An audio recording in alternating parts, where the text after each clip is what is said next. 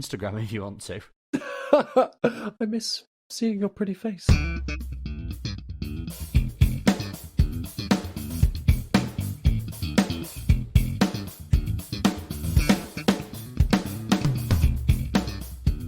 Hello and welcome to In the Pocket, the bass guitar podcast where we get the lowdown on the low end. My name's Jolly. Jolly? Jolly Dibble. That's me. My name's Johnny, a totally average bass player, and each week I am joined by sometimes a different co-host to talk all about that bass. But this week I'm joined by the lovely Chris Horrocks, co-host and full-time session bass player. Chris, how are you? It's me again. Hello. Hooray. How are you? I am well, thank you. I understand you've been to some gigs recently. Sugar Babes? Yeah, I mean, I have. I mean, I wasn't playing. Let's just get that straight out there. Full disclaimer, full disclosure. I was not playing bass with the Sugar Babes. I wish I was, because then I wouldn't be on this. But anyway, Come on. No, I'm kidding. That was very rude of me. No. So I was. I have some friends who work at Liverpool Academy, and I was doing some front of house engineering stuff, not for Sugar Babes, just for the house acts that they had on before Sugar Babes. And then essentially I got to watch them for free. So that is nice. A big win, obviously. They brought some... Actually, well, we can talk about this if you want, because I took a picture of the bass player's pedalboard before they went on. Would you Honestly, like me to... I get. Yes, please send it to me. I get such a sick enjoyment out of going to gigs, like another layer of enjoyment that other people don't get, because I get to you get to look at the gear and be like, oh, what are they using? Oh, not very nice. And it's like another layer of inspiration. I'll send it to you anyway, but I'll quickly run you through this guy's gear really quickly because it was pretty cool. So he did the whole gig on some sort of 5-string jazz bass. I'm guessing it was probably a Fender, but it was a white jazz bass 5-string with block inlays, maple fretboard block inlays. So maybe like an American Fender, maybe like a deluxe something, that kind of thing. Is it like a taut pickguard? It was, yeah, white with a taut pickguard. Yum, yum, yum. Indeed. And then I think he had an EBS 410 behind him, and then a rack thing on top, which I think might have been an Aguilar head. Oh. And then a Avalon U5 nice DI box on top. Beautiful. Don't know what they were being used for in terms of ins and outs, etc. And then his pedal board, just got it up here. So it was all on a pedal train. I'm going to say Junior. This looks a bit like a Junior. And then, so he had TU3, the Cali 76 compressor, 2 OC2s. Of course. 2 of them, and they both got different settings. Like one looks like it's like just the octave down for that kind of like synthy sound, and then the other is kind of blended a bit more like maybe how you'd set a POG, with all the octaves active. Okay.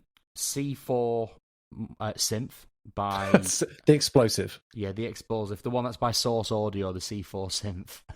Nice. And a stick of dynamite, and then. And then the last sort of 4 pedals, he had, I think this is like a Tone Hammer DI, or like a Tone Hammer preamp, and he looks like he was just, to be honest, scooping the living crap out of it. But it did sound good. And then finally, MXR bass envelope filter, the Boss bass overdrive, the ODB3, the big yellow one. Oh, wow. But he's got that set really, really low. Like the drive is quite low. It's like 10 o'clock.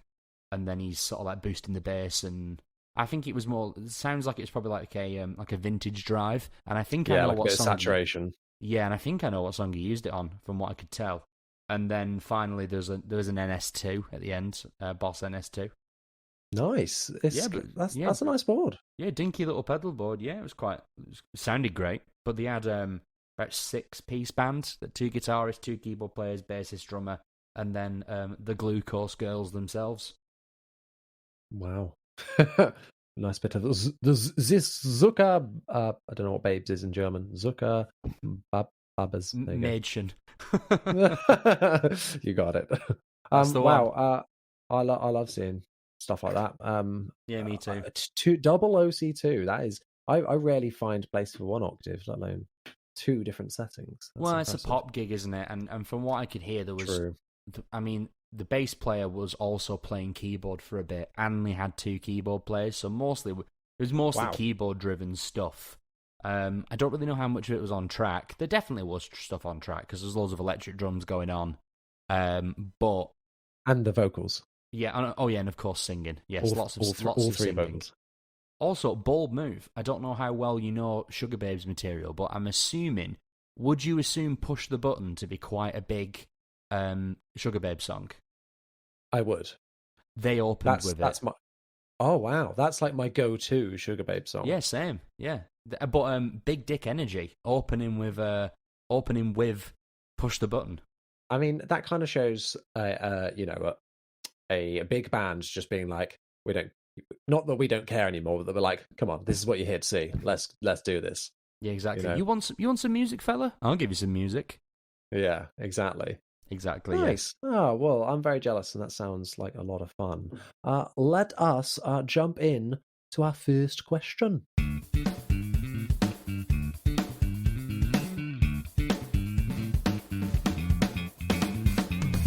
That went kind of Welsh on the end then when I said question. Our first question. We're going to do the whole thing's in Welsh here, boyo. Tom Jones. That's all I can do. We're probably going to offend many people in this podcast. I did get a lot of people messaging me saying your Yorkshire accent in the last episode was a disgrace. Well, from what I was hearing, I was like, oh, that's pretty good. I know. I don't know. I was You're like, the northerner. I know. I was like, come on. And they were like, no, it's rubbish. You sound like a Wiganer. And I'm like, well, newsflash, mate. We all sound the same. So there you go. To me, anything north of Birmingham is all the same. Exactly. And anything south of Birmingham sounds exactly the same. Nice. Well, I'll make sure to keep talking in my nice, slow Somerset voice for you. All right, my love. Welcome to the first question. Again, a bit Welsh. Yeah, I did it. Question. Speaking of questions, question 1 comes from... I've just closed the app. Let's keep on padding. It's deader.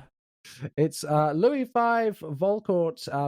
I think that's what it is. There's a lot of missing vowels in your name on Instagram. There you go. It says, how much wattage should my amp be able to handle if I only small to medium gigs? Okay. Ooh. So wattage on amps for small to medium gigs. What typically are you running at the minute, Chris? Well, I would say 80% of my gigs, I'm not bringing an amp. There's no amp at all. I'm not playing an amp. There's no amp provided. I've not brought an amp. I'm just doing the quad cortex into the PA, and I'm either on ears or there's a wedge. However, I do a jam night every Thursday in Wigan, and I use the house amp for that. It's a Fender Rumble 210, 212 maybe. Oh, I think it's 500 watts, and I have the volume's halfway up, so it's quite loud. But we don't run it through the PA at all. So, and I'm the only thing I'm the only thing on stage that isn't going through the PA. Like, we mic up the snare and the kick, and we mic the guitars, but we just let the bass run free. Yeah. On like, quote, smaller gig like that, you can kind of get away with that a little bit, I think. We just and also we did try running it through the PA, and it was coming through the sub in the PA, and it did sound good, but it was kind of messing with the kick drum a bit too much, like kind of getting in the way. So what we just decided to do instead was let the kick drum have all of the subwoofer of the PA to play with, and then I just EQ the amp with, to be honest, quite a lot of mid-range. And I just poke through that way, and that seems to work fine. Got to poke through in another way, then, don't you? If that's exactly. kind of that's using up that frequency, so you can find another to jump into. Yeah, definitely. Nice. Yeah, for me, 500 watts is my kind of go-to. It is a lot. Like, I'm never over half volume, pretty much. Even at a practice, I'm always pretty low. But having that headroom's quite nice. And I never want to be without volume and risk like really pushing an amp to its limits, especially if it's like a solid state or something. Yeah, because it's not gonna do that nice breakup thing, is it? It's just gonna sound like a wet fart. Exactly. And so for me, I kind of 500 is my comfy zone. I've never felt like I needed more. I've never wanted less. I could get away with less for small gigs. You could probably get away with 200. I wouldn't be, if you're competing with a drummer, I personally wouldn't want to be under 200 watts. I've had amps before where, like, like your first ever amp, like a 30-watt combo for a practice amp at home, and then you take it to a practice and you're like, oh god, this is not loud enough at all. Yeah, been there. Then I went to like 50 watts, 75 watts, and like still you're pushing it pretty hard. So for me, 200 watts is my comfy zone for like being with a drummer. But I do like to have a bit more headroom. So for me, I go 500. I would like to know the context, though, because I know you've said it's small, medium gigs, but for me, it's like, okay, is the bass going into the PA, either via a DI or a mic or anything like that? And also, if you're using an amp, is it a combo? Is it a head? If it is a head, or, what the speaker is, what is the speaker? Because I have gigged, so I've got a Dark Glass AO 900. It's 900 watts. It's Class D power amp, 900 watts. So it's pretty bloody loud. I've never ran the thing past like 10 o'clock, and that's into like an 8:10. So it's really cooking. It's loud. I have gigged that thing with an 8:10, a 4:10, a 4:12, and like a 1:10. And the 1:10, doesn't matter, I was putting 900 watts into it, too quiet, didn't work. I've never gigged with, I've never played a single speaker bass cabinet that has done the job. And I personally don't think one exists. Controversial opinion, I've got my hands up in the air as we speak. Controversial opinion. It doesn't work for what? For anything on stage. Anything competing with a drummer. Anything where you actually have to give some sort of volume. I mean, yeah, if you're playing with an acoustic guitar and a vocalist, I'm sure that would work. But for me, I've never played a one-speaker cabinet as a bass player and gone, yeah, this sounds all right. I've always gone, this is rubbish. Exactly. Even a 115, I don't really like. I see 115s as being ones that you would pair with like a 210 or a 410. Yeah. I don't, they're too subby and too much like for a one speaker thing. I totally agree with that.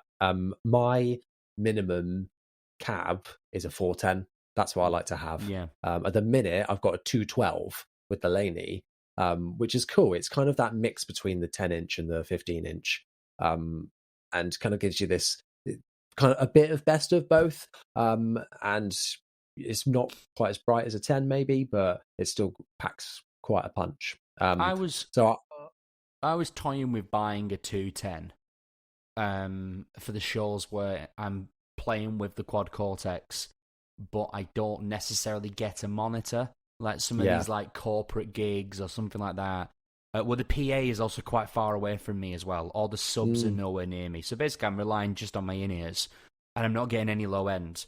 I was toying with the idea of getting a 210 and just having it stood next to me, just to just to tickle my whistle from the rear, if you know what I mean. Exactly.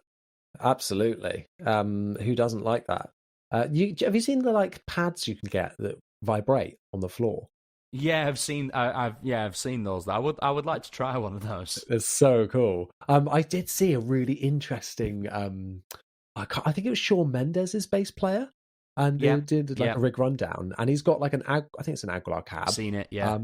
And it's strapped to the bottom of the stage, upwards into his feet, so it's underneath him, so that he can feel it like rumbling through. And I was like, he can afford to buy a kicker. Come on. I mean, there's people you can... I was talking to some front of house guys who've made them for touring guys, and all you need is plywood and a butt kicker, which is a monitoring thing for drummers, where you you strap it to your seat and it vibrates as you hit the kick pedal. Oh. That's pretty cool. But instead he's got like a flipping 810 bolted to the floor, pointing up at him. How do you even test that to be like, yeah, this sounds like a sane idea. Let's test this. Give it a go. But pretty cool. Pretty cool. It's a lot of blue tack. It's a lot of blue tack. That is several rolls of sellotape. Exactly. other brands are available. Cool. I think we've answered that question pretty darn well. Let's move on to the news.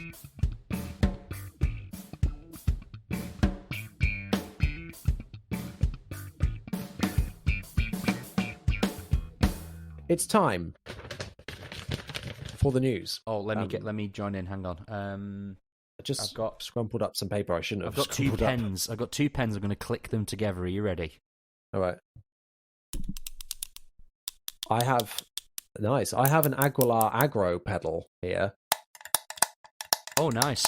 Nice. There we go. Speaking of Aguilar, that is one of our news items. What on earth was that? That was me scratching a paracetamol packet against the pop shield. Oh, it sounded more like ibuprofen to me. Oh, wait, hang on. No, sorry, it's paracetamol. Oh, damn it. That would have been amazing. Anyway, Aguilar, they have launched a new pedal. It is a teeny tiny little fuzz / distortion called the Storm King. I love that name. Really cool. So the Storm King is kind of, it's a bit left field for Aguilar. I wasn't expecting it. They've got pedals like the Agro, like I've just got in my hands right now, which is their kind of go-to distortion. I've not really seen them do this kind of mix of pedals before. I never well, to my knowledge, I've not seen them do like a mini pedal before. So this is pretty cool. The controls on here, we've got 3 knobs and a little button. That is gain, master, shape, and the button is kick. So just for a bit of context, the shape control is essentially you change the saturation type, so you can take it from a light tube-like tones to aggressive, they say ripped speaker sounds, and everything in between. I mean, they say everything in between. I mean, it's on and off. So I don't know about that. The kick button is for when you need a little extra oomph. The kick button offers frequency boost and grants you increased volume, presence, and punch. So to me, that kind of sounds like on Ampeg SVT when you can have like the bass and treble boost options like engaged. It sounds like you're doing that basically and giving it the kind of more richer sound, which I always really enjoy. So that's pretty cool. I could see myself using that function. I like it. They released a demo on it. Did you have a listen? I did indeed. And also, in terms of the feature list, I would like to add, it's got a 3-year warranty. Amazing. Oh, that's pretty good. Yeah, I should say it's £209 at the minute. It's pre-order at the minute. Not too bad. No, it's not too bad. I think the Agro is kind of similar kind of price. It depends if you're after this kind of sound, really. It's interesting that there's just a single gain knob instead of, because when they said it's a fuzz / distortion, I kind of thought, oh, they're doing the alpha omega type thing where you can kind of blend between 2 frequencies, maybe a slightly fuzzier one or a slightly more like overdrive focused one. But it's not. It's just that sound that you then just turn up the gain and the master with it. So well, the interesting. The alpha omega, it sounds like the shape control is kind of similar to what the alpha omega does, because the alpha omega, you take it all the way to the left, it's a little bit more scooped and it's a bit more of a modern distortion. And as you roll it round, the mid range sort of starts to come out and it fuzzes up a little bit more in terms of the style of distortion. So I think they're going for that a little bit. Yeah. But no, it looks good. This originally, £209 is probably on the higher side for a pedal of like this size and style. But you tend to find Aguilar stuff is a little bit higher end. They're not really I would never call Aguilar a budget brand. Not even close. Definitely not. No. Certainly, I was looking in some of the cabinets a while ago, and I was like, oh yeah, okay. For a cheapskate like me, maybe not. Says the guy with the Quad Cortex and the Alpha Omega 900 watt amp.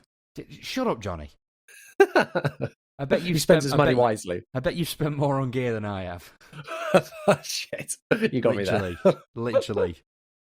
All right. Well, will I be buying this? I don't know. It's not something I'm looking for at the minute, but it's interesting anyway. I thought it sounded. I feel like the start of the demo sounded good, and then it got later when they're showing the more extreme settings. It was one of those where I was like, "Oh God, why would anybody want that?" It's like way over the top.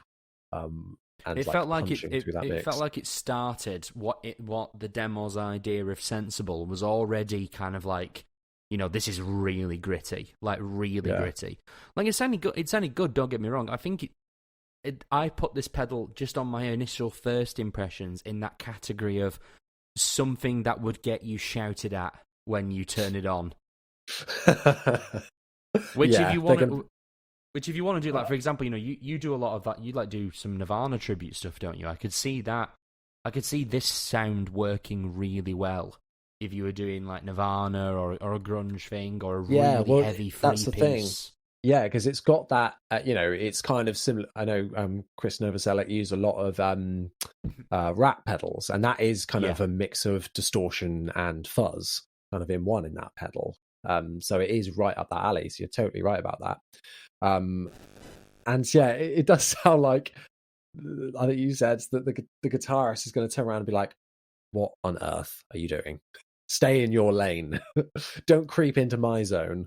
As you whack on this insane sound that's just going to like transcend you through the mix and into another dimension. Exactly. But no, it does look good. I will say as well.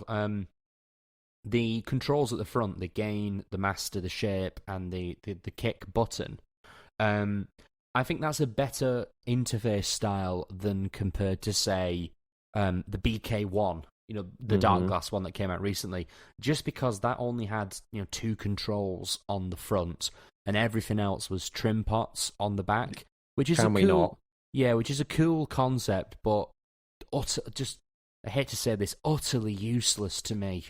Yeah, just a massive inconvenience. Especially when those settings aren't like set and forget. And No, I find myself twiddling with knobs, twiddling with my pedals loads, like on gigs. It's every gig for me. It's I've got the menu of the Quad Cortex open every sound check, and not because it's like, oh, I want to try a new thing. It's like there'll always be this sounds a bit too aggressive today. I'm just going to roll it back a little bit. Or no, you know what? The kind of gig we've got and the kind of vibe we're going. I'm going to turn the gain up a little bit more because it seems like, from bass to bass, like I'm rotating maybe 3 or 4 basses depending on the gig, but I don't change the presets I'm using because I just can't be bothered making a new patch for each bass. So, a fuzz on my Quad Cortex through my P bass, way, way, way too aggressive. Way too much mid range, just way too pronounced. Whereas on the Stingray, because the Stingray is just a little bit more scooped in a certain way, it sits compared a little bit to a better P bass, way more. Yeah, exactly. Yeah, but so those dials are important to me. So it's good, I think, that Aguilar have decided to put a couple of all of the important buttons, all of the buttons on the. I can't believe we're praising a company for putting the knobs on the pedal. Well done, Aguilar, for putting the knobs on the pedal. But given the small size of it, you'd think that they'd be tempted to put some trim pots in there and be like, "Oh yes, we've made it nice and small because everything's on the bloody inside instead of the outside on these tiny little knobs." But so it is ridiculous that we have to say that, but fair play. Yeah, and it's clearly tiny because it doesn't take a battery either. So I'm guessing this is kind of the same size as like those mini TC pedals. Yeah, I would say so, or like your mini tuners and your Mua pedals. That kind of In fact, size. I'm looking at the picture and it might be a little bit taller than that, but not big, not a big pedal at all. No, but it's going to be good quality, that one. Definitely. Sure. Oh yeah, 1,000,000%. I mean, just looking at the picture, it's kind of like the finish is slightly brushed. It looks like it's been sandblasted, and just looking at that picture, it looks like it's not just a piece of sheet metal that's been bent around a chassis. It looks like it's been well treated. Yeah, I reckon it's going to feel really satisfying doing that click of that pedal as well and twiddling with those knobs. It looks like it sound good, It looked good, so it sound good. Hey, that's my go-to absolutely phrase in some bases.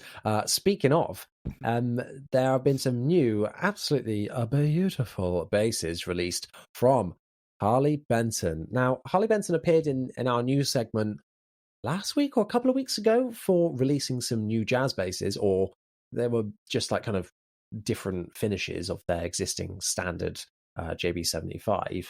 And they have gone a step further now. They've kind of been teasing these a little bit on socials before, but now here they are. We have got the brand new Harley Benton Deluxe Series Jazz Bass range. I can't remember the name of it. It is the MV4JB Goto.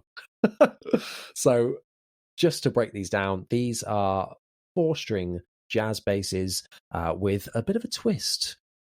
They have got all Goto hardware, which is a welcome addition because often with affordable basses, the thing that's got to go, that doesn't bode too well is often the hardware. It's always the downfall, particularly with tuners and things like that, machine heads.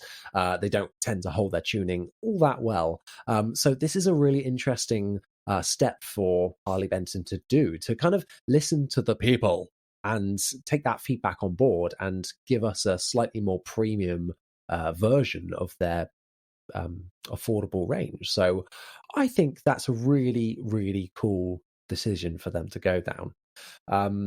It comes in 4 finishes, and they are looking mighty fine with their block inlays, all taut pick guards, and matching headstocks. So if you can imagine that, we've got a black version, a blue version. I think it's meant to be Lake Placid, but it doesn't look very Lake Placid. It's kind of like a brightish blue, a shell pink, and I think it is they said like a faded burgundy type color, or a midnight burgundy or something it is, I think. And yeah, the pictures that they've released look so nice. Oh, sorry, I've got that all wrong. It's a Daphne blue. That's way more accurate.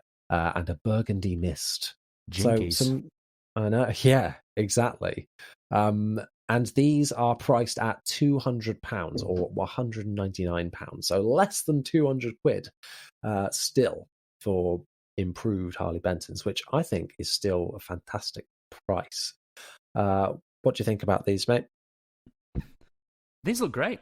I think, I've never played a Harley Benton, so I personally can't speak to the quality of them, but, everyone else online seems to speak quite highly of them. And I think your point about the hardware is a really good point, because you are right. When you go budget on a bass, the first things they use to cut the quality down is the electronics, and then very quickly the bridge and the tuners. So having this increase in quality is definitely a good move.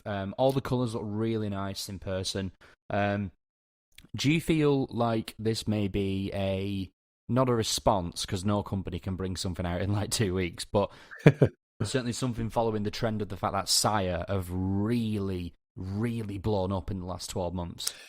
Yeah, absolutely. And you can see that from the matching headstocks, the block inlays. It is, electronics aside, it's very similar to those basses. And people are really enjoying that, in that style. And I think they're absolutely going for the necks of these other companies. If that's the case and that's what they're doing, come on, go after Gibson, give us a grabber. Come on. And I want to say, please, I need someone to do a grabber. I need Sire to do a grabber so I can have one. 100%. I would be on it in an instant. And everyone I speak to is like, yeah, I would totally get that. I don't know what they're playing at. Come on. There must be a reason why nobody is making that bass. It's got to be a lawsuit risk around the shape and the free pickups. It's got to be for sure. I think there's something at play there, because even Gibson and Epiphone aren't for some reason. Maybe there's some clause going on somewhere. But that's the Harley Benton. These ones are a feature I forgot to mention. They've got a tug bar on them as well, a standard, which to me is flipping useless. I've never ever wanted to use one in my life. But I was shocked when it arrived. I was like, oh, I didn't know it was going to have that on it at all. So tug bar, for those that don't know, is essentially like a thumb rest, but on the other side, so underneath the strings. And vintage players used to kind of hold it like they're picking the bass up with it and play the bass with their thumbs, like tugging the strings. So if you want to play it that way, you can with one of these, but I think it would have been a bit of a better decision or more usable to put it on the other end. Part of me thinks it's just an aesthetic thing because it does add to that vintage kind of vibe. But yeah, cool nonetheless. Another thing is that these have caramelized Canadian hard rock maple necks with a D-shaped profile. So they're not quite roasted maple, they're caramelized. And you can definitely see that they are a bit on the darker side. So yeah, interesting developments. The one thing that I wasn't too sure on when they announced them was because they're like I don't know how, I can't remember how to describe them. The type of tuners that they are, they're not like your Clover Fender style ones. They are that more modern peg, like the T-peg type ones. So you get on like Warwicks and Ibanez's and things like that. So for a totally vintage style bass to have those on it is a bit strange, but it's Goto. So I imagine that a deal was struck there with them, obviously, to have them on there, and that's what they do. So yeah, if that's really going to bug you, I don't know, then don't get one. Hey, don't enjoy it. I thought it was going to bug me, but in person, it's actually quite nice because I've actually got one with me right now. It's sat behind me. I have just done an unboxing on it, and I've got the shell pink version because, of course, and yeah, you can tell the difference in the hardware for sure. Those tuners are really, really nice. With affordable ones, you kind of turn it a little bit and it makes a massive difference, or they're a bit sticky or something like that. With these, you could be turning them, and it's tuning really slowly. So it means that you can get really precise with it, and any kind of small knocks on the headstock is not going to go wildly out of tune. So in terms of tuning stability, they don't really slip, and it's definitely a big markup on the previous hardware that I've had on Harley Bentons. So yeah, really cool. The only thing that I don't love too much is that they announced a shell pink jazz bass and people went mad for it. People were like, oh my God, I had loads of messages on Instagram when I shared it saying, oh my God, I'm going to buy this right now, blah, blah, blah. And they put in the pre-orders. And then like 2 weeks later, they put out another shell pink jazz bass, but arguably a nicer one. Like, that's kind of screwing over the consumer a little bit. Yeah, because it's like, I kind of wish I would have held out. I hate it when brands announce a guitar in all these colors and then you go and buy it, and then like, I don't know, like 6 months down the line, they release some new ones that you prefer, and you're like, that kind of sucks. I know that they are always developing and releasing stuff, and it's how ultimately they're going to minimize risk and make more money. But for it to be a couple of weeks apart and they were in development at the same time, I just kind of feel like they should have put them out at the same time. And I kind of wish it was a Jaguar bass. Just going to say that. For them to do loads of jazz basses, I don't know. I want to see them do a Jaguar. Yeah, it's a safe pair of hands, though, isn't it? If you're gonna release a bass for £200, this is going to be probably someone's first bass, or if not first bass, maybe the next one up. They'll get the really bad one where the strings are 4 foot off the fretboard, and then about a year from Argos. Exactly, and then about a year in, they'll get something maybe in this price range, like the 150 to 250 range, which will sit this quite well. And then you might go to college or something, or start thinking you really want to do this, and then you might move into something like Sire or upwards. Really, there's no reason to say that. You might get a Mexican Fender, blah blah blah. But no, I think these look good. The shell, the pink issue that's a naughty move. I would be very upset if that happened to me. Yeah, I had someone. Literally, I was talking to them on Instagram. They were saying, "Oh, like that's really cool. I wish it had a taut pickguard though." And I was like, "Oh yeah, that would be really cool. I don't know why they didn't do that." And then like 2 days later, they kind of teased that and shared that was happening. And I was like, that sucks. I feel like some people would have missed out, and be a bit bummed out. I wonder if they had any cancelled pre-orders on the others. They were only launched today, so who knows? If you want to see more of that bass, go and check out my unboxing, and go and subscribe so that then you can see the full review that'll be coming soon. So yeah, there we go. That brings us to the end of the news. Jingle, jingle, jingle. Jingle, jingle. It's question 2 time. Time for question 2. This one comes from Chad on Instagram, who asks, rosewood, maple, or ebony? He did say something else on the end as well. For a fingerboard, that is. He says his favorite is ebony because it growls. Nice. We do like a bit of growl. For me, now, ebony is probably the one I've got the least experience with, because the normal go-tos are rosewood and maple, and more recently kind of a rosewood alternative. It is coming back, rosewood, as it's kind of moving off of the CITES endangered list for trees. So it did take a bit of a backseat, and actually maple's taken a bit of a backseat as roasted maple has become a lot more desirable. They're both maple. One's just been in the bloody oven. But yeah, I'm a bit torn. For me, visually, it totally depends on the guitar, depends on the bass. In terms of sound, kind of depends on the bass, if I'm honest, and what you want. I am not a big, the whole tone wood discussion. Okay, this is kind of getting into that territory. When you are listening back to back to a P bass that is exactly the same, absolutely everything identical, rosewood to maple, I can hear a difference. I can hear that the maple is a bit brighter, but that information is kind of useless when you put it in a live or a mix situation. Like, it's not going to make the blindest bit of difference in those situations, arguably where it matters. So yes, there is a bit of sound difference, but it's not going to be to the degree that it's going to sound bad either way. So I don't know. There is an argument to be made, but at the same time, does it really matter? Not really. Come on. So yeah, for me, it totally depends. Chris, I'll let you chime in here because I've been chatting quite a lot. What is your kind of go-to?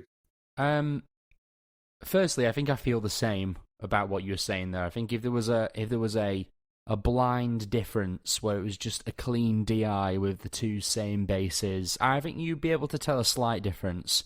But it would be slight, I personally think. So for me, I usually make the decision off. It's more of an aesthetic thing, personally, for me. Yeah, I do tend to think that, maple seems to be a bit snappier compared to, a rosewood or an ebony. Never played a bass with an ebony fretboard. Never done it. Played loads of guitars with ebony fretboards and rosewood fretboards, and they obviously sound lovely. But my main experience has been either rosewood or a cheaper version of rosewood, and then maple, and then my Stingray is roasted maple. But I would go maple all the way, personally. I really like it. I like the snap that you get from it. I also think it looks the nicest. I like a lighter looking fretboard against the colour of a bass. The only thing I would probably do, maybe, and this is being picky, if I had, say, a P bass and it was with flats, I would probably go for maybe a rosewood or a darker material for the neck, because I want to emphasize. I don't want to be emphasizing the snap and the high end of flat wound strings. I want it to be pure thump, and that's it. So I would probably, I mean, don't get me wrong, if the only option I could do is stick them on a maple neck, I'm still going to do it, because it doesn't make that much difference. But if it was you can have whatever you want. I've walked into the factory of blah blah blah, and they're like, yeah, which one do you want? It's for flats. If Pino falls down the stairs and John Mayer calls me and he's like, "Oh, Chris, pal, what are we gonna do?" Old pal Chris. Yeah. All right, cocker, what are we gonna do?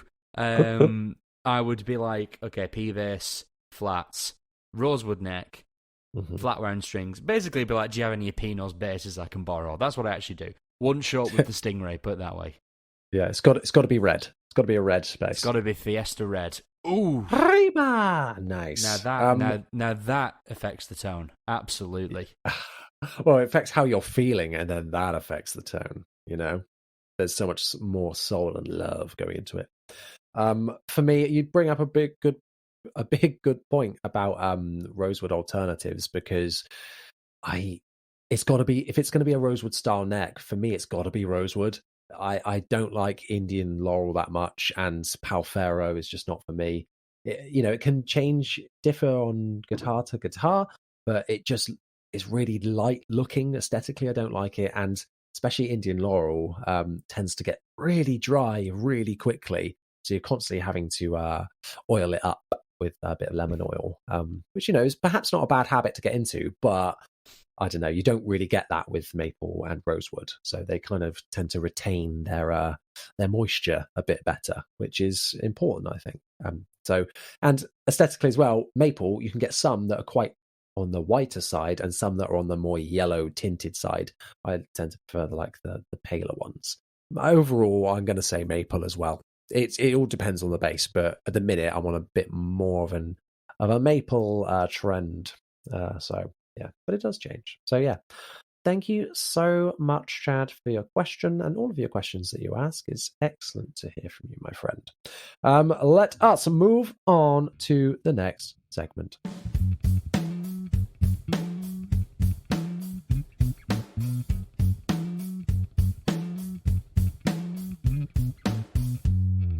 This segment is my favorite segment. It is called That Tone You Own.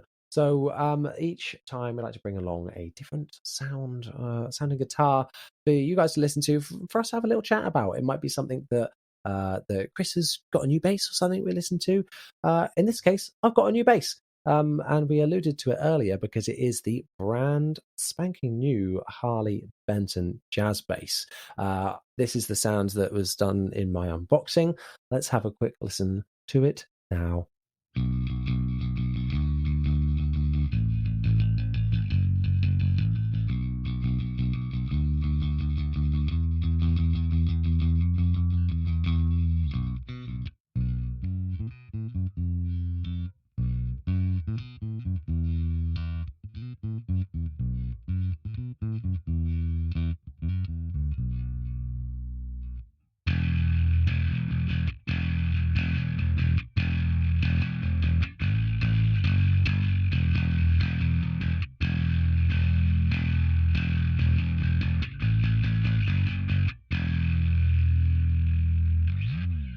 Wow, lovely. That's a jazz bass, all right. That is very jazzy. For me, it sounds good. Sounds good to me. I'm interested to have a listen back to some of the other videos that I've done on Harley Benton's. I did one on their standard jazz bass to kind of compare the sounds, because I think I've still got the same preset saved somewhere.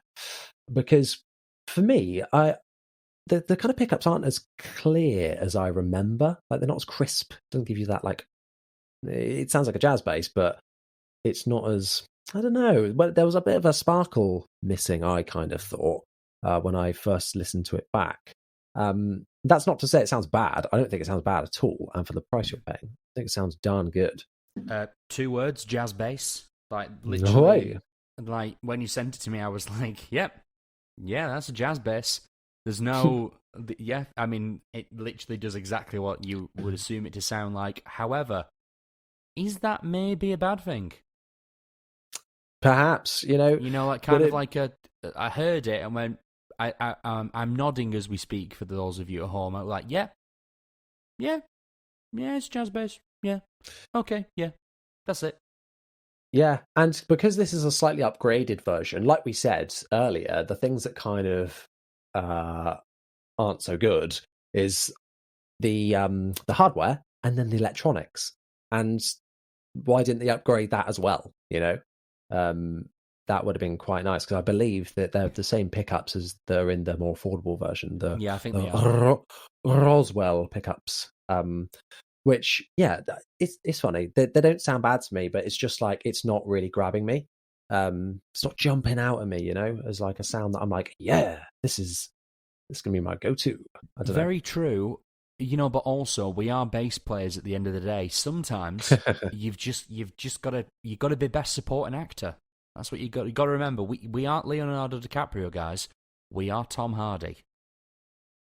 Oh, which would you rather be? I'd rather be Tom Hardy all day, every day. Absolutely. So that's, I wouldn't be surprised if Tom Hardy played bass, He seems like a man of impeccable taste. Yeah, I could see him. I could see him being a drummer, though. To be fair, you can just see his face, like, ooh. He seems like quite an animalistic guy, so I reckon he'd probably go down. I could see him being more of a drummer, but then again, he plays a lot of roles where he's very aggressive. Anyway, so maybe he doesn't want to do that. He wants to take a step back, play some bass, got some nice flat wounds on there. Woo! Nice. Maybe he's a bagpipe player instead. Who knows? Maybe. Apparently, bagpipes. I can't remember where it ranks, but I'm pretty sure it's up there as like third, second, maybe fourth hardest instrument to learn. Wow, really? Ever, I'm not surprised. Like, I'm not surprised. Like whenever I've been to, well, I was about to say I've been to Scotland a couple of times. That's a complete lie. I've been once, and hopefully going again next year. And you do hear it in the streets, and you're like, flipping it, that sounds so complicated, and like the mouth movements, and whilst doing the pumping and the fingers as well, there's so much more that goes into it. We're still talking about bagpipes, right? No. Oh, I thought no. Oh, okay. I was talking about bagpipes, Johnny. I don't know what you would. Oh, okay, right. Moving on. Yeah. Okay. Yep. Cool. Moving on. Moving on to something else that's very hard and very big. It is the big bass debate.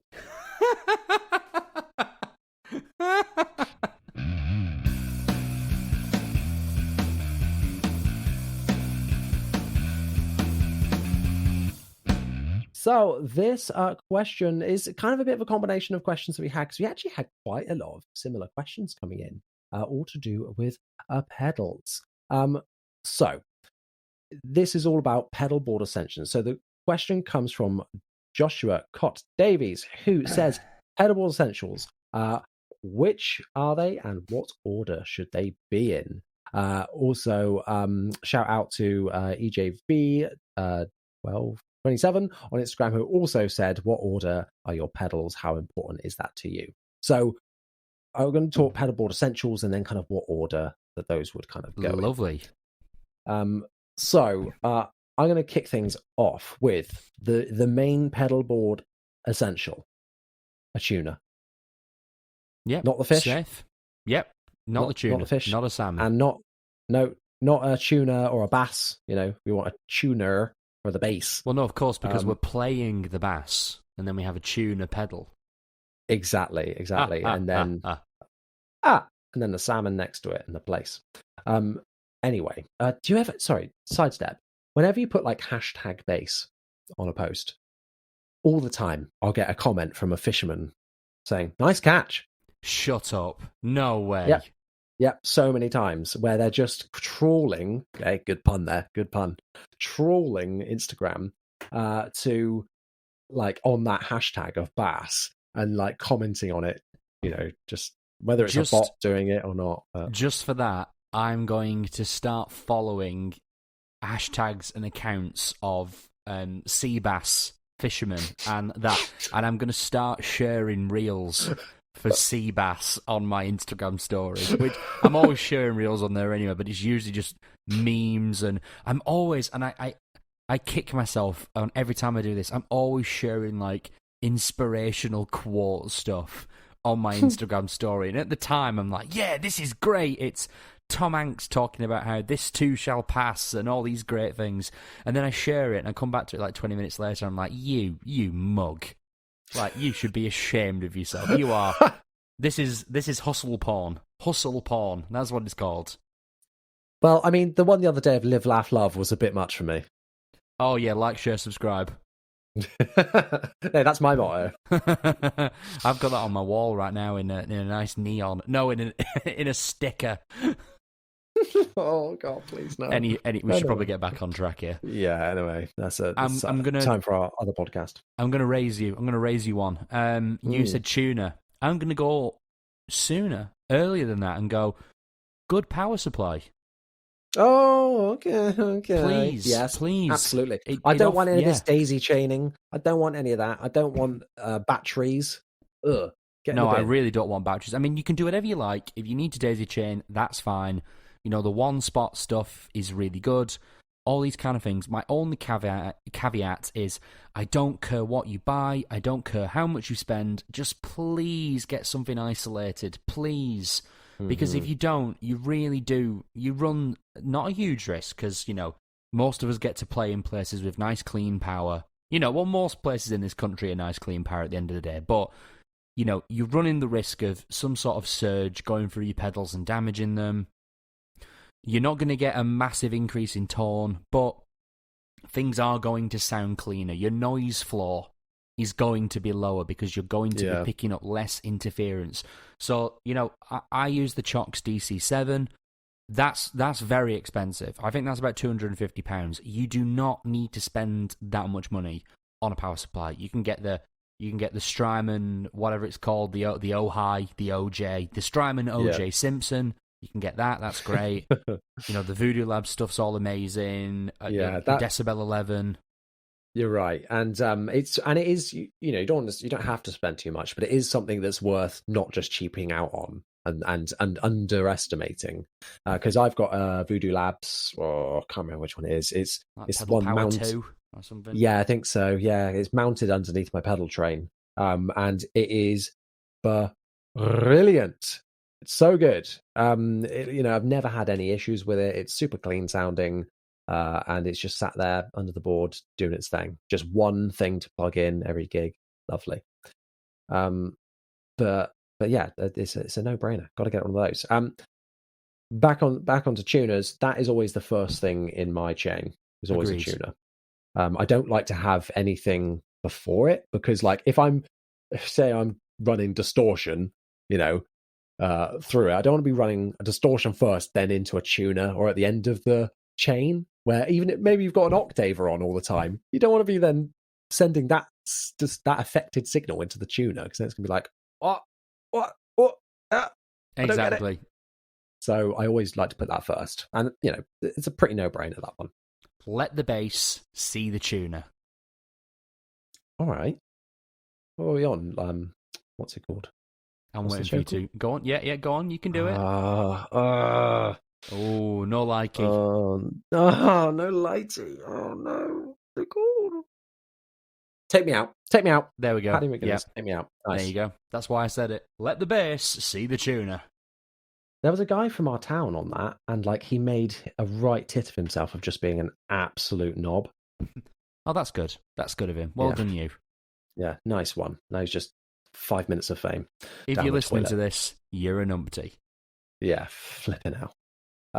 Anyway, so that's always first in my chain. Second of all, for me, is then I go back and forth between these two, but for me, my essential is a compressor. I love me a bit of compression.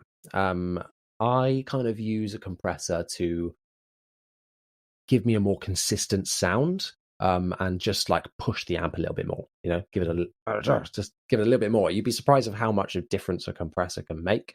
And also it brings everything up that's low and brings everything high down a little bit. So you've just got this consistent sound. For me, I want to have that, I don't use much dynamics in my playing. I'm quite a percussive player, I'd say, in the way that I pick, but not I'm not doing any volume swells ever. I'm always just want to be this really punchy guy, which is funny because I don't think I've ever swung a punch in my life.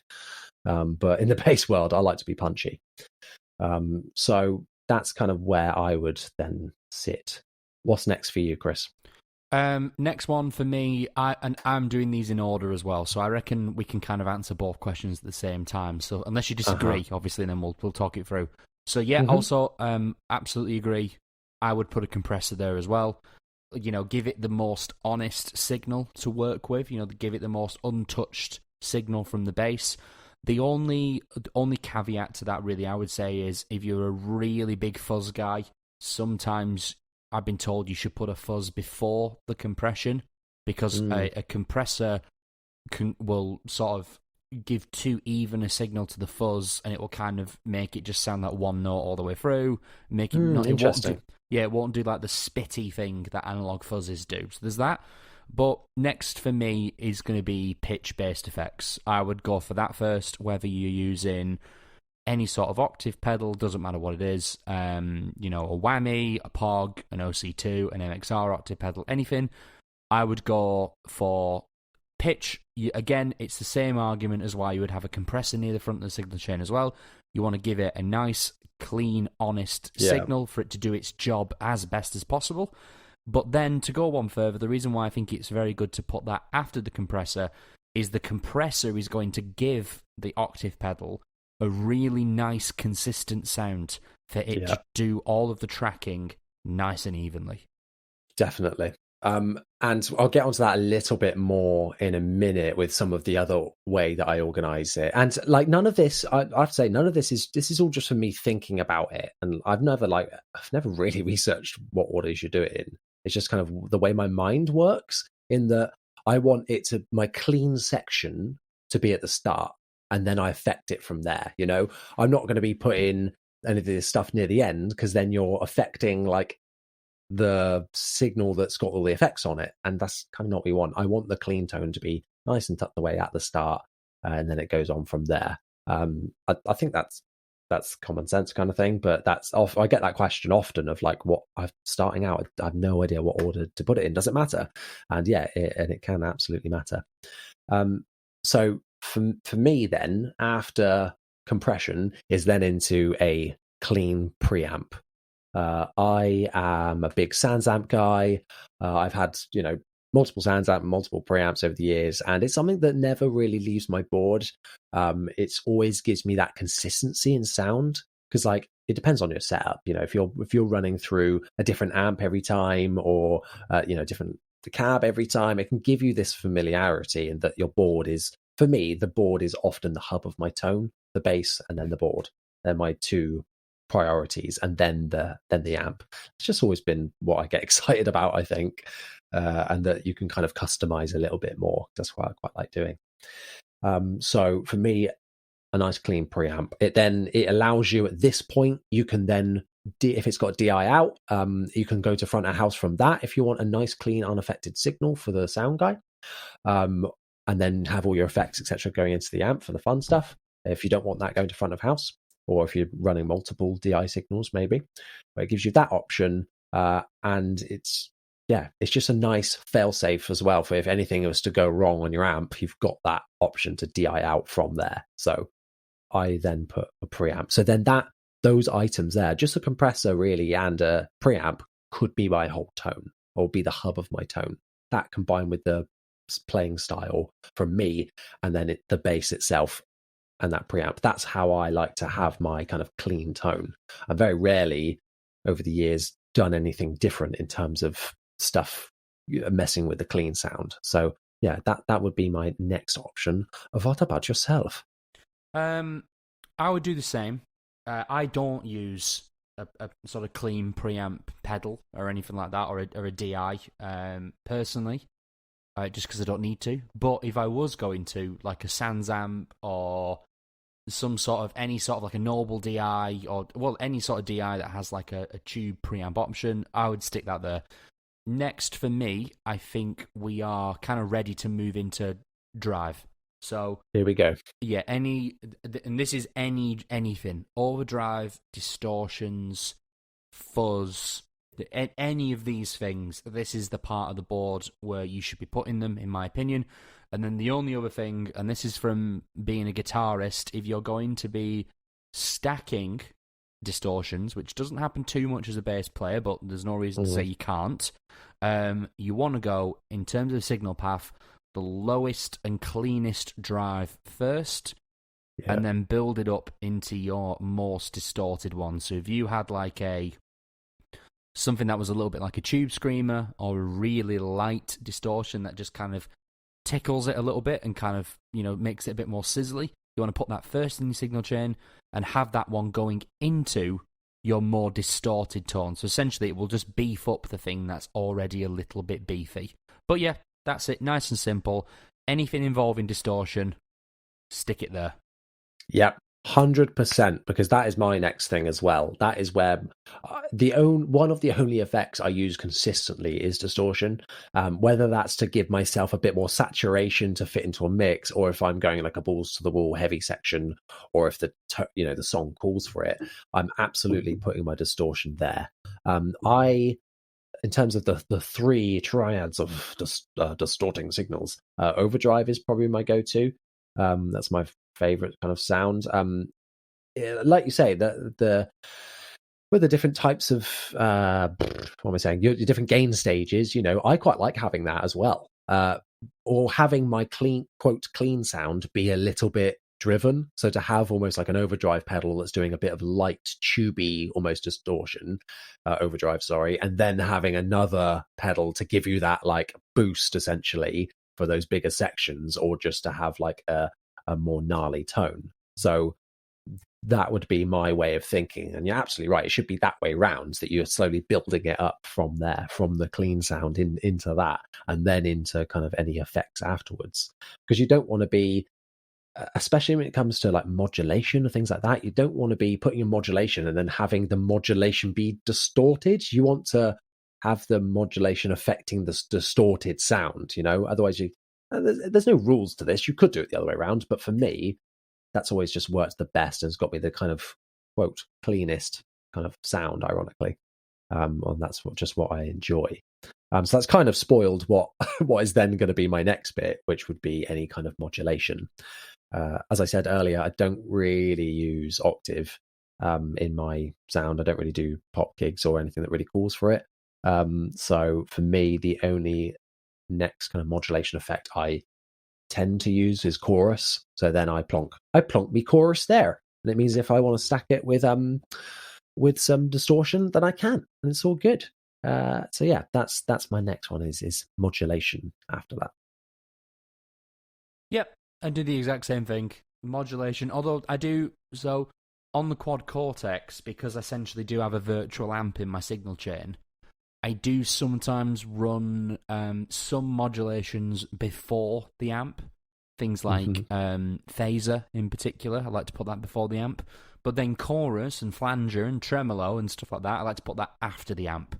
But that's just a preference kind of thing. I think that's from being a guitarist and having access to an effects loop on my amp. So doing that kind of thing. What would I do next? Because to be honest, we're kind of running out of most things from here. Oh, it probably also goes without saying, your modulation area might be where you want to put something like a synth pedal, maybe. Although, with synth-based effects, I would say that's one of the biggest places to be experimenting with where you're planning on putting it. Because things like envelope filters, synths, they may be best going very early in the chain, sometimes even before the compressor, because an envelope filter needs to see as much dynamic information as possible in order to accurately open and close when you, as the player, want it to open and close. Like if you stick an envelope filter after your distortion, all it's going to do is open and just stay open, because it's being given so much grit and level from the previous pedals in the chain. It's just going to stay wide open. So you want to get that near the front so it can open and close. But anyway, I digress. I would then say, for me, after our distortions, these kind of things, this is where you would probably start to introduce maybe some delay. I'd say that's usually a good place to put it. So yeah, I would say delay would go next. Time-based effects, similar to modulation, but specifically delay pedals. It's essentially this is the fun zone, the party zone of the pedalboard, where all the fun, interesting characters go. The rest is more core tone, moving into less essentials as you go through. And you're right. Like, imagine if you have a delay kind of before a distortion, it's going to be distorting that delay as it comes out, where really you want the delayed distortion. And it's tough if you're not musically minded. That might not make any sense, but for me, when I'm thinking about my tone and how that's going to sound, like it's a hard one to describe, really. I want it to be, it's doing that delay thing there as opposed to distorting this delayed thing, because I don't know then what that's going to do to the distortion sound as the note decays. You might get a bit of weird sound or not as much signal coming through when you're not pushing the pedal so hard, as the volume decreases in that decay from the delay. So yeah, and reverb as well as that I'd put there as well. All depends on what you want to be affecting by that. The last one for me, I have to say is, and this one is kind of not controversial because you could put it. There are two places you could put this pedal. Could be at the end, could be at the start. Depends on what you're running and how you're running it. For me, I like to put this at the end, and that is a noise gate. Controversial. I know. I like to have it at the end because I never set high. That threshold is never high in the way that I'm cutting out any signal that's coming through. It's often just to tidy things up, particularly if I'm got lots of cables and stuff going on, and if I'm generating a bit of low hum, I want to be getting rid of that. And sometimes it depends on how you're using your pedals. If you're not getting any extra noise from the board, you could put that at the start to then stop any noise that you're getting from the bass. I think it depends on how you're running your setup as to where that goes. But for me, the way that I run things around here, I like to have it at the end of my board. True. I would put it at the front, personally. I'd put it right at the front again, to kind of deal with things like string noise or these kind of things. However, when I do high gain bass stuff, so when I'm playing with heavier bands, I do technically have two noise gates. So I've got one at the start and one at the end. But, I've got more to play with because, obviously I just live in a digital workspace, so I can do whatever I want. But if I had to pick, I think if as a guitarist, I always had the noise gate right at the front. That was usually what I aimed for. But running it at the end is usually a good idea, unless you're going super, super distorted. It's probably better off going at the front in that case. But for what me and you do, we're never doing anything that's too gritty, I would say. So right at the back's usually a good thing. However, I've just realised I would put it before you delay and reverb. Yes, absolutely. Because you don't want to be gating your delays because they're just going to disappear as soon as the gate closes. Yeah, exactly. And depending on how you have that threshold, it might not be that much of an issue, and it depends on how much else is going on in the music or how long you're holding on those those notes for. So many factors come into it. But yeah, as a ballpark bit of advice, definitely, because otherwise you're going to be cutting off some of that lovely delay and reverby goodness. That brings me to the end of my board. So I do have a wireless in the situation as well, but I'm not really going to count that because it's not an essential, if you like. No, it's just what I like to have. I think it goes without saying that the wireless is going to have to be the first thing on the board because actually I have a wireless between every pedal. Wow. Or a wireless at the end, so you can just send your pedalboard straight to your amp. Yeah, so some people do. Either. Some people do because they, you can't have it all cabled up, or they don't want any cables going on there, or they're playing such a big stage that they are so far away from the amp. But what would be the bloody point in having an amp? To be honest, you wouldn't do that. You would take it into a DI and then run a balanced loom to the amp, because that's just otherwise the signal loss from two wirelesses would just be, oh my god, it would be biblical. All the frequencies, all of the lag into each other as well. Yeah. So for me, it is tuner, compressor, preamp, overdrive / distortion, I'll say, and I don't know if I'm going to call noise gate my essential, because I could go without it, but it's a nice to have. So I'm going to go with those four for me. Lovely. Well, I would go, in that case, to wrap it up then, I would go, so if we're going wireless, we'll do that. I would go noise gate, then any sort of filter, bass effect, then the tuner, then the compressor. Sorry, the tuner can go right at the start, but then compressor, and then, if I've got this right in my head, I don't use a preamp, so all of your drive pedals, all of your modulations, although you are free to experiment with this, and then any delays, any reverbs, and then you can go straight into your amp. Beautiful. Beautiful tones all round. Those are our essentials. Let us know in a comment down below or reach out on Instagram. Let us know what your essentials are, because I'm always interested by everybody's different pedal boards, because I've got a thing for pedal boards. I love them. So yeah, let us know what you guys think. Chris, we're at the end of the episode. Thank you once again for being a wonderful co-host and just a joy to talk to. The enjoyment I get out of our conversations never ceases to amaze me. It is a pleasure, my friend. It's time to sell yourself. Where can people find you on the old World Wide Web? You can find me under That Guy on Bass on literally everywhere. The only place it isn't That Guy on Bass is Twitter, but I don't really use Twitter, so I wouldn't really bother unless you want to talk politics with me, because I got to be honest, all I pretty much do on Twitter is retweet stuff that involves slagging off our current government, but that's just me, so you don't have to follow me on that. But then anyway, Instagram, TikTok, YouTube, That Guy on Bass. Nice and easy. I have to say, that is such a good handle, That Guy on Bass. Well, it's very good.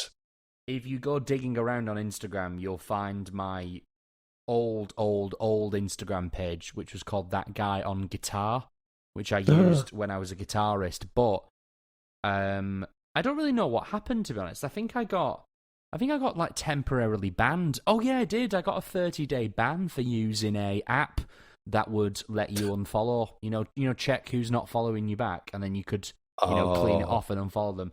But I got a 30-day ban, and then when I got back on it, I went from, because I had about 1,200 followers on there, and I was getting like 2 likes a post, and I was going on the insights, and it was showing my stuff to like 6 people, and that was it. Nice. And I was like, oh, right, yeah, this account's dead, isn't it? It's just been like, but it's been like shadow banned essentially. And like, I know a lot of other people talk about like, oh, I've been shadow banned. Oh no, it's like, no, you haven't. Just because you got 30 likes instead of 60 doesn't mean you've been shadow banned. Shadow banning is not really a thing. And then if you actually do get shadow banned, you won't get 30 likes. You'll get 0. There's a difference. Yeah, no, I see that all the time. It's just like, no, you just need to change up your content a bit, maybe. I know when I post a rabbit picture, it is not going to get over 30 likes, which is a crime. It is a crime. But if I post a pedalboard picture or a bass, then it's gonna do well, or better than the others. So there we go. All about that algorithm, baby. Get on that algorithm.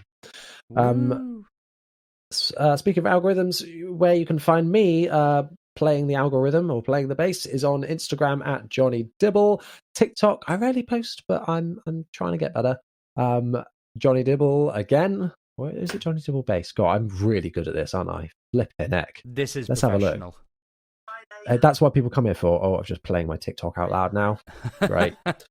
Oh, yes, it's Johnny Dibble Bass on there. And of course, go and follow me on all those. If you want to submit questions to the podcast, do it on Instagram. I put up a post every now and then, so keep your eyes peeled for that one where you can submit your questions like all the lovely people that did for this week's episode. I think that is everything. Don't forget to rate us a 5-star rating on your platform of choice. If it's out of 5, that is.